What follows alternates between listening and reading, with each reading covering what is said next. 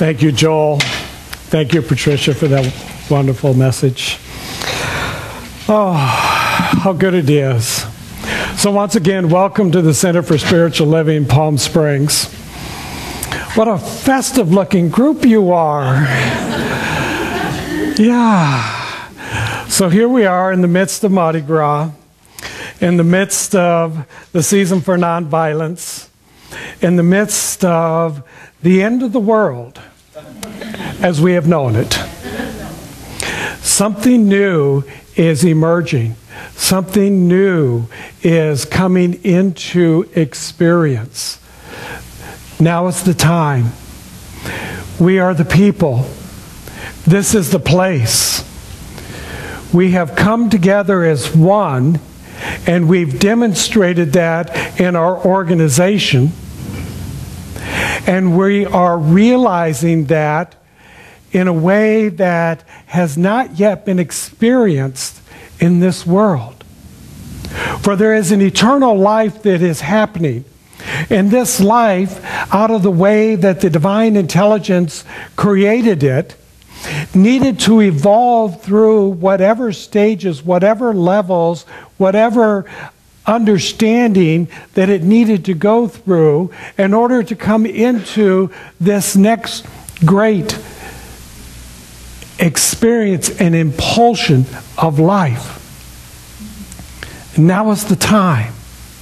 And it doesn't end here, for it is eternal and infinite, and it must continue, as our founder Ernest Holmes says, in that forward movement of an upward spiral, ever evolving into a greater understanding, a greater truth, for we need to return back into that which is the infinite and the eternal and the absolute. And the way that we do that is through this thing that we call consciousness. And consciousness is more than just the mental activity that goes on within your brain, your mind, and your physical sensations. Because we are first and foremost spiritual beings having a human experience. So we know the truth. We know that we are immortal and eternal and absolute at that deep level of the soul. The understanding that spirit is all there is. And that out of itself, out of its great intelligence, it moved forth into this idea that said, I want to have experience, and the way to do that is to somehow slow down the process, slow down the awareness of life, so that it becomes dense enough to where there can be physical form, and then there can be experience. And that's how we got here. And so, although we look about and we think that we are each individual, because somehow we look a little bit different, we're all at a different level of our awareness, we all have a different aspect of the form in which we show up in, but we're all one and the same. And when we begin to understand that, when we begin to understand the interconnectedness that we have, then we can realize that everything that I participate in my thoughts, in my words, in my actions, and in my behavior, everything that I do impacts upon everyone else, and everyone else's impacts upon me, because we are one and the same. And so as we have been doing that over generations and eons of time, oftentimes it looks like we've been bumping into each other, or walking over each other, or disagreeing with each other, or trying to move into this universal space that we know as the physical universe, thinking because we've somehow moved into a place of separation, thinking that, oh, there's not enough. There's too many of us. There's too much going on. There's all of this that's happening, and I better get mine before somebody else gets it because there won't be enough. And the truth of it is that there is more than enough because God is infinite. We have to start thinking differently. This is the impulsion that's coming into the world now.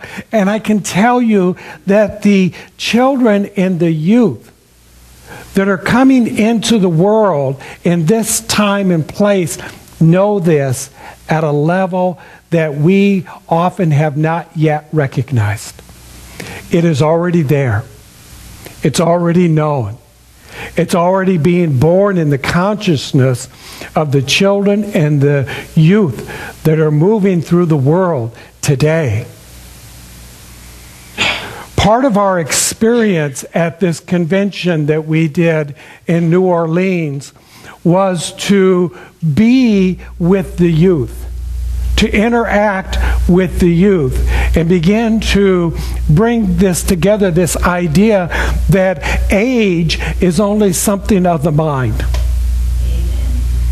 That there is nothing in our physical body that cannot be recreated and brought into the youthfulness, into the innocence, into the beauty of that which our children are bringing into the world right here and right now. And I'm not saying that just because my daughter and my grandchildren are here today, but they are. You like how I slipped that in? I'm saying that because this is the truth. There is a minister, Reverend Linda Ripon, who used to be responsible for our youth program at the what we used to call United Centers for Spiritual Living, which no longer is. We dissolved it. But she was responsible for the youth program. And then she moved into a new ministry into Berkeley, where she's bringing in young adults into her home. Her and her husband have opened up their home, and they're bringing in young adults who have been a part of this movement of Science of Mind. Some of them are students, some of them are just in that searching for who am I, where am I, what am I doing kind of stage of life. And they want to have an experience with individuals that they can relate with.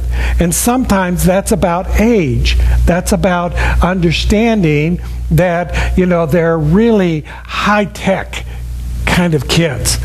They really get this Facebook and iPods and iPhones and emails and things like we never have before. They do this stuff without even, I mean, they're just like going 100 miles an hour. So there's a new way of communication. And oftentimes those of us who have already been here and gone through a different level of communication, we look upon it and we say, oh, you know, they're losing something.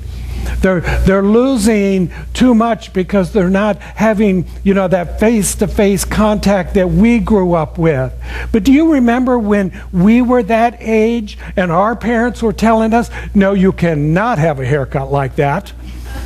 No, you cannot dress up in those bell bottoms, you know, because that's not what they were used to, you know. And the idea that you would have a TV, let alone one in every room, was unheard of when we were growing up, and yet now here we are. So it's just a new level, a new understanding of how they're coming through. And they have a way to communicate in the world that we have not had before. So when our movement, Science of Mind, says that we want to make a difference in the world, we want to reach out and touch 100 million lives. How are you going to do that if you're not using the technology? How are you going to get that out into the far reaches of the planet if you don't